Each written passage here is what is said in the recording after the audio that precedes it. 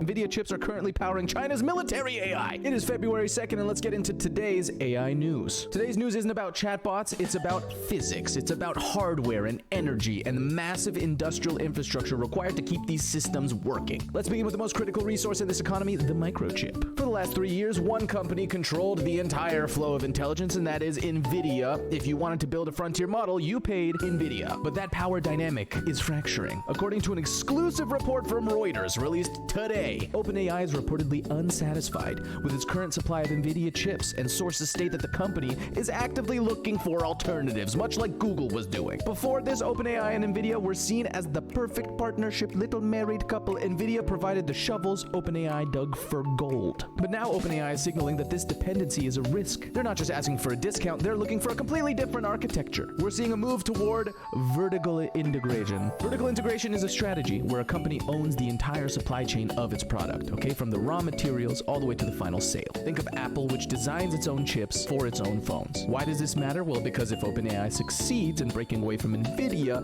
it destroys the standard industry model where one hardware supplier controls the entire market. It shifts power back to the software creators, provided that they have enough capital to build their own hardware. But is it actually safe to concentrate this much power in a single software company? If OpenAI controls the code and the chips, who audits OpenAI? The tension here is about scale. To escape Nvidia, you need massive capital. And that brings us to the most aggressive example of capital deployment we have seen in years. While OpenAI is looking for chips on Earth, another player is looking into the sky, into the stars, into the galaxy. Today, CNBC and Wired report that Elon Musk is moving to acquire his AI startup, xAI, through SpaceX. And that would create one single massive corporate entity ahead of potential IPO. And this isn't just a financial merger, it's an infrastructure merger. What he's saying simultaneously, at least this is what Scientific American reported today, is that SpaceX plans to launch 1 million satellites to power an orbital AI data center.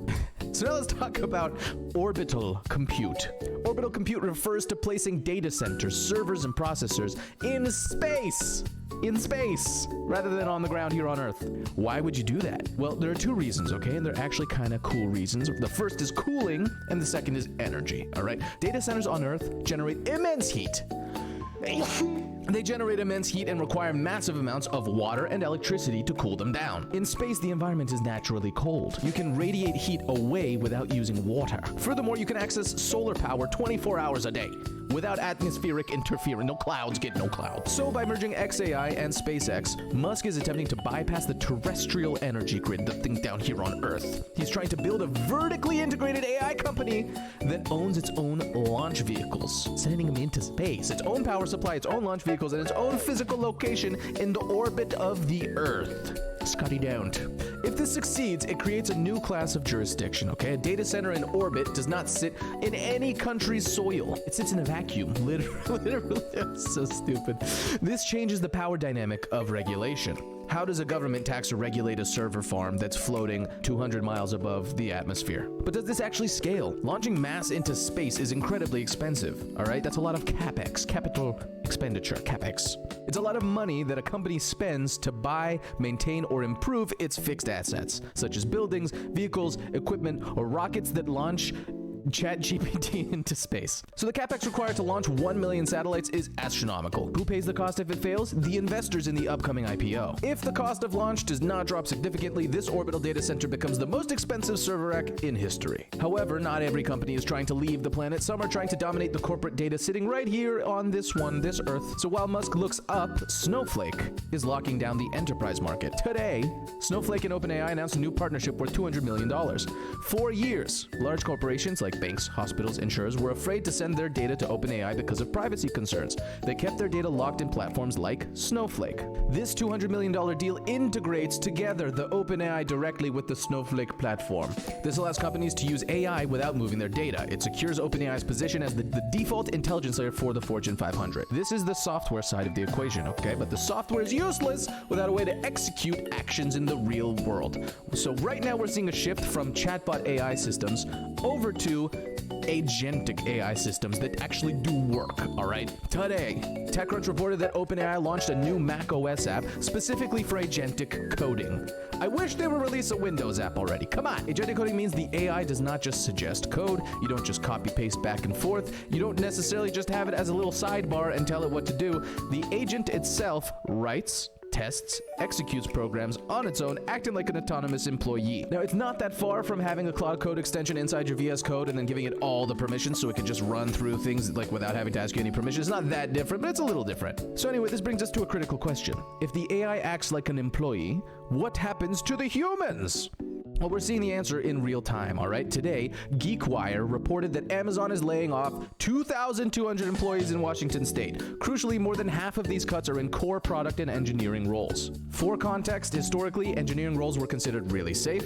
They were the builders, but Amazon is cutting these builders at the exact same time that it's deploying AI agents. And on the same day, Adweek reported that Amazon opened its advertising stack to AI agents as well. So it's not just the developers like me that are at risk. You marketing people, you're gone too. So this is a direct substitution of labor with capital. Amazon is betting that it's cheaper to run AI agents than to pay human engineers. This leads to a specific economic concept called operating leverage. Operating leverage measures how much a company's income grows when it increases revenue. If you have high operating leverage, you can make much more money without hiring more people. Amazon is increasing its operating leverage by replacing variable human costs with fixed software costs. But is this stable? If you remove the humans from the loop, you lose the oversight. Who monitors the agents? Are they going to do a Moltbook Claudebot thing where they're all trying to take down humanity once they get a little bit of space from us? The risks of removing human oversight become even higher when we move from coding to physical movement, okay? The agentic shift is not just happening on computer screens, it's happening on the roads. Waymo! Today, The Verge reported that Waymo raised an incredible $16 billion to take its robotaxi business global. For a decade, self-driving cars were a research project, okay? They were just a meme.